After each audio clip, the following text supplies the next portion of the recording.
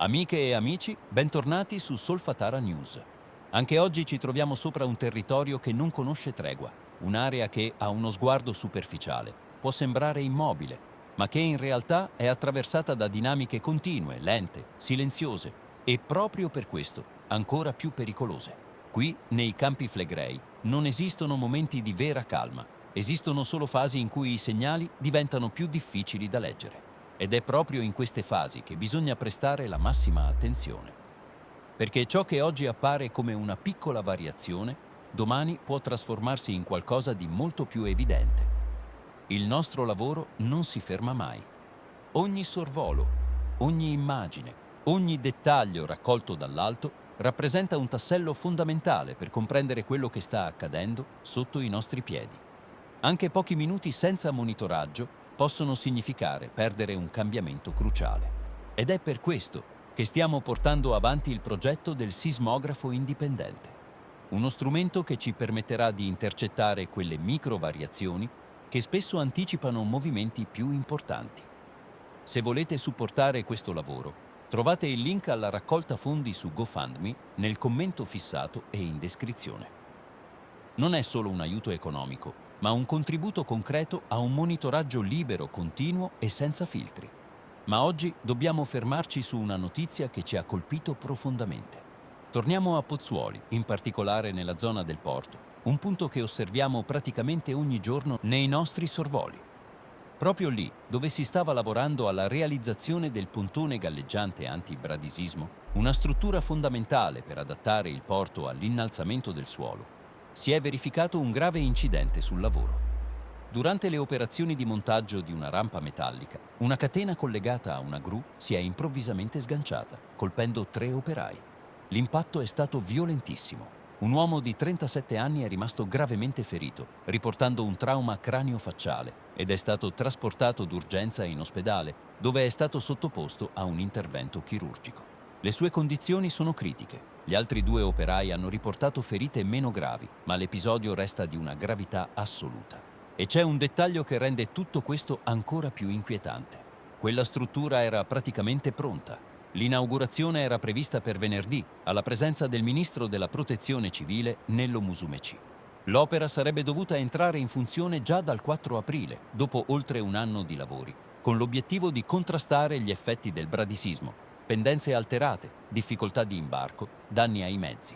E invece tutto si è fermato. Il cantiere è stato sequestrato. Le indagini sono in corso, l'inaugurazione è stata rinviata e mentre accade tutto questo il territorio continua a muoversi. Noi quella struttura l'abbiamo osservata più volte dall'alto e c'è un elemento che vogliamo condividere con voi, perché è emerso chiaramente durante i nostri monitoraggi.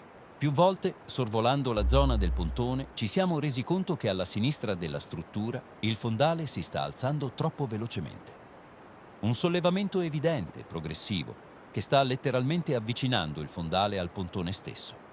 E questo apre uno scenario preoccupante, perché se questa tendenza dovesse continuare, e i segnali vanno proprio in quella direzione, tra qualche mese potremmo trovarci davanti a un problema serio, acque troppo basse per consentire l'attracco dei traghetti. Il rischio concreto è che una struttura progettata proprio per adattarsi al bradisismo possa diventare inutilizzabile in tempi molto più rapidi del previsto.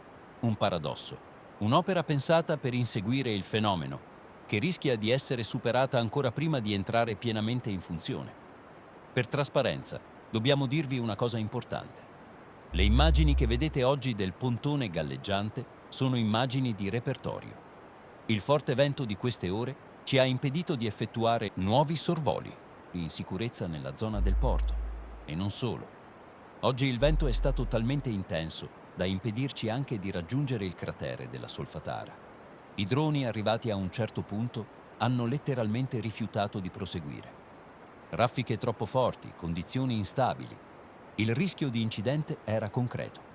Nonostante questo, siamo comunque riusciti a documentare la zona della fumarola dei Pisciarelli e quello che abbiamo osservato oggi è tutt'altro che rassicurante.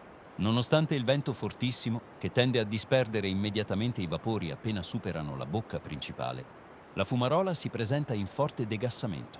Un'emissione intensa, costante, che riesce comunque a imporsi anche in condizioni atmosferiche avverse.